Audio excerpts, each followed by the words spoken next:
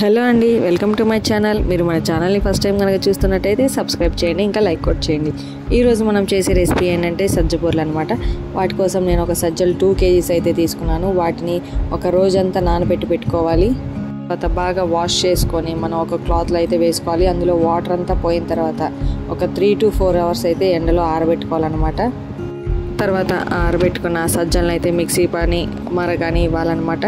ఆ తర్వాత మనం ఒక 2 kgs సజ్జలకి 1 kg అయితే బెల్లం తీసుకున్నాను. ఒక గిన్నెలో బెల్లం వేసేసుకున్నాను. కొంచెం వాటర్ వేసి బెల్లం కరిగేంత వరకు ఉంచుకున్నాను. అందులోనే యాడ్ చేశాను సాల్ట్ అనేది.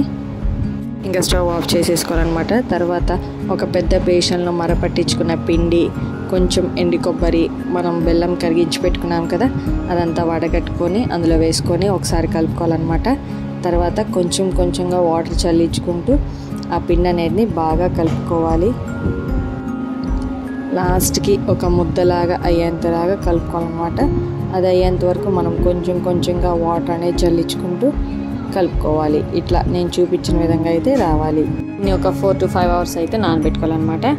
ఆ తర్వాత బాండీలో ఆయిల్ పెట్టుకొని నేను చూపించిన విధంగా అయితే చేయండి. ఒక పేపర్ మీద కొంచెం ఆయిల్ అనేది రాసుకొని చిన్న ఉండ అయితే తీసుకొని దాన్ని బాగా ఇట్లా ఒత్తుకోవాలన్నమాట. తర్వాత బాగా వేడికి కాగిన నూనెలో అయితే డ్రాప్ చేసేయాలి.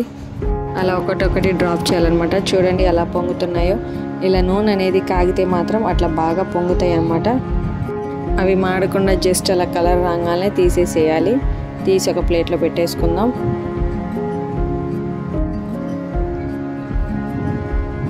పిండి అనేది గట్టిగా ఉంటే మాత్రం ఒక 3 hours నానబెట్టుకున్న తర్వాత కూడా పిండి అనేది గట్టిగా ఉంటే దాన్ని కూడా కొంచెంగా తీసుకొని జస్ట్ లైట్గా అలా వాటర్ చల్లించుకొని దాన్ని బాగా మెత్తగా చేసుకొని అలా ఒత్తుకుంటే చాలా బాగుంటాయి.